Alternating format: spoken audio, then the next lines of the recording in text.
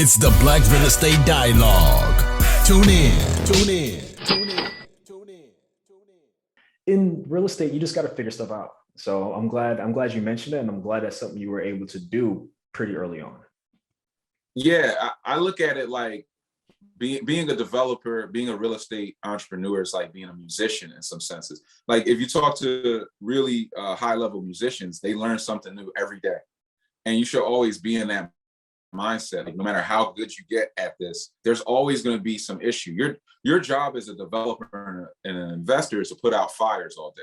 So it's not to know what to do, it's to know where to go to figure it out. You're always going to be thrown with some new scenario that you haven't dealt with before. And it's just putting in that work, knowing the logical next step, and just keep taking that next step, and you'll get to the light at the end of the tunnel, per se. But definitely a good point to call out for sure. Definitely. So you get to New York, you have the property in Philly, you're working. What happens from there? Like, were you at a point where you're like, this is cool, I'm gonna just rock with this, like, or what was the next step? How did things progress from there? From there, I'm still all in. I mean, I got a property, I'm cash flowing $1,000 a month. So I'm feeling pretty good about myself. And I'm thinking I got to get another one of these. So in my transition from Philly to New York, I start selling Medicare, right? Because I'm all commission. So I'm just like a renegade. I'm like, where's the money at in sales? Let's go after it. So I start selling Medicare insurance in open enrollment. And Medicare is just a big cash flowing like area, right? So in 2 months, I pull in maybe 30,000, which is a ton for me at that time, 30,000 cash. And I have a $15,000 residual income from that. That's now going to keep coming in year two.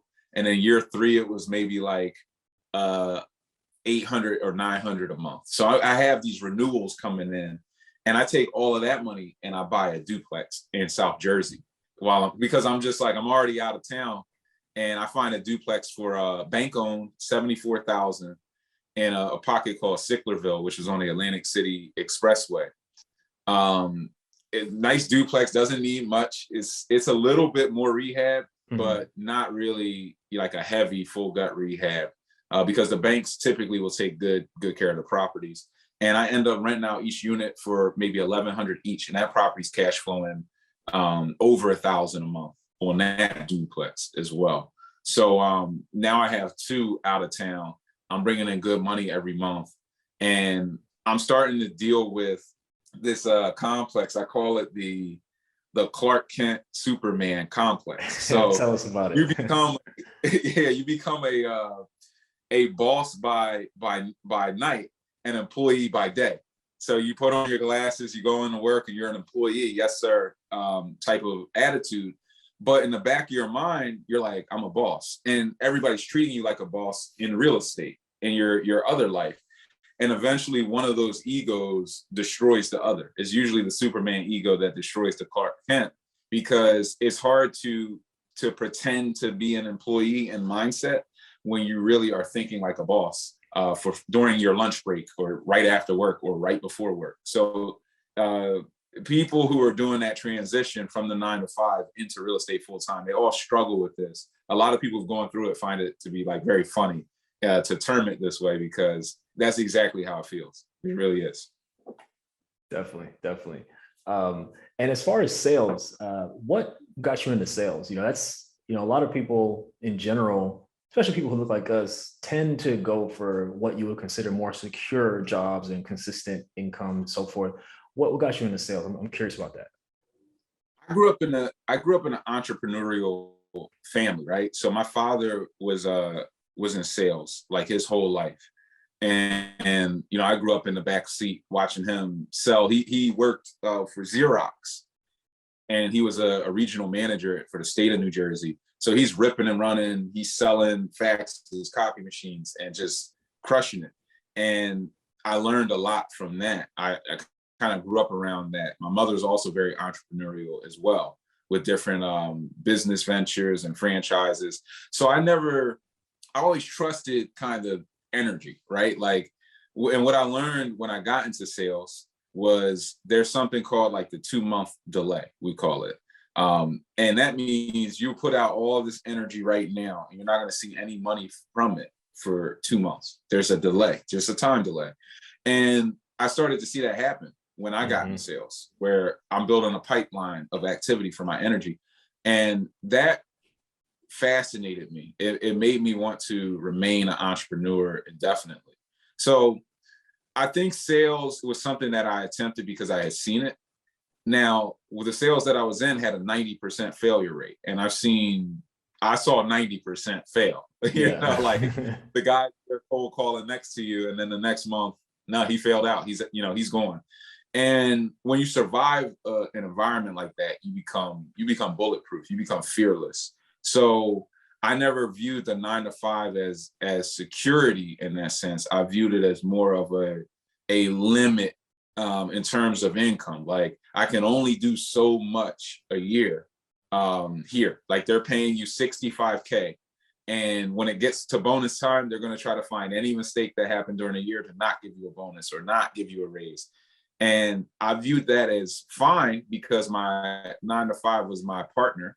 They were funding my real estate business, but I always had to be doing something that was unlimited, uncapped, that had infinite potential, like that sales environment could offer. Got you. So you got a spot in Philly, South Jersey. Did you continue in that particular area?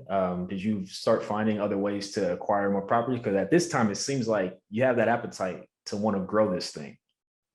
Yeah. So next I get inspired. I do a full gut job in Baltimore, in the hood of Baltimore. So I'm pushing this out of town thing, like, as far as I can go. So I'm doing a full gut job in Baltimore. And that was a mess, but I learned a ton. Bought that property for maybe 20 grand from a wholesaler, and just learned a ton going through that process. Probably took 8 months to get through the deal, and did that with my brother. And we own a bunch in Baltimore now together. We still buy and hold in parts of Baltimore, and Baltimore is a great city. But then when I started to get really serious about, like, how do I go from zero? I want to get like 100 properties. I want to get really serious. I came back to Philly, and I started to build out a construction company that could handle volume. So I bought 3 properties, a couple blocks from LaSalle University, on a rundown block, C-class neighborhood. One was a tear down. So the roof was in the second floor, first floor. First floor is in the basement, and then there's a pool of water if you want to go for a dip. And then there was a burnout, and then there was a shell. And bringing in the contractor, trying to run them through this project, that guy takes off with 40 grand and just disappears. And you start to get serious and say, look, if I'm gonna survive this thing at this level, which is now trying to do it at a multi-million-dollar level, I'm gonna have to control everything. I need to become the GC. I need to become smarter than the realtors, the contractors, the lenders, than everybody, and start cutting out middlemen. So I started to go through that process and that iteration and building your own construction crew, so that you can ultimately scale to the next level. Got you. It's one thing I want to touch on. So you mentioned that you bought these 3 properties, and dude ran off with 40K. Talk to us about that. And it seems like that was the turning point for you. So tell us a little more about that, how that happened, what that experience was like, and starting the construction company thereafter.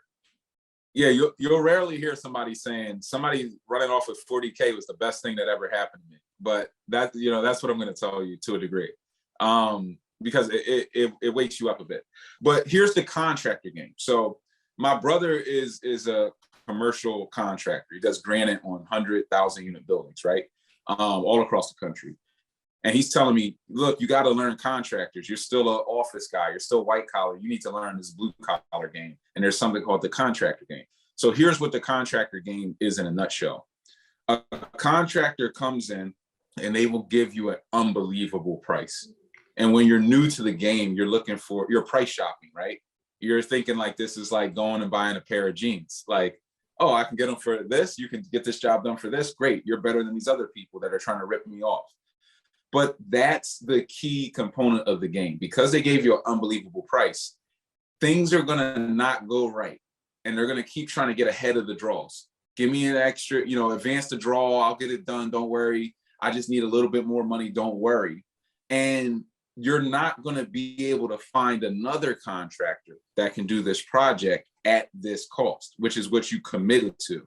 So they kind of have got you there until you accept the fact that they're kind of full of it and they can't get it done at this cost. You don't want to wake up in that reality where, no, it's not going to cost $100K, it's going to cost $250,000. You don't want to wake up in that reality. So you stay committed, even though you're seeing evidence of things going wrong with this contractor. And eventually, when they become wise to the fact that you kind of are like, no, I'm not releasing any more money, this is not going to happen, they're going to take off at some point. They're going to stop answering the phone. They're going to do their disappearing act, and everything's just going to be realized at that point. So it's learning the contractor game, but also the only way that can happen to you is if you don't understand the cost of construction, of materials, the time that it takes to put houses together in different phases, like the full phasing of a project. And that takes either time or mentorship. What's up, y'all? Sam here from the Black Real Estate Dialogue podcast. Thank you so much for watching another episode. Definitely take a moment to subscribe. Make sure you like this video. Also, visit our website, blackrealestatedialogue.com, and follow on Instagram @Black Real Estate Dialogue. Talk to you soon.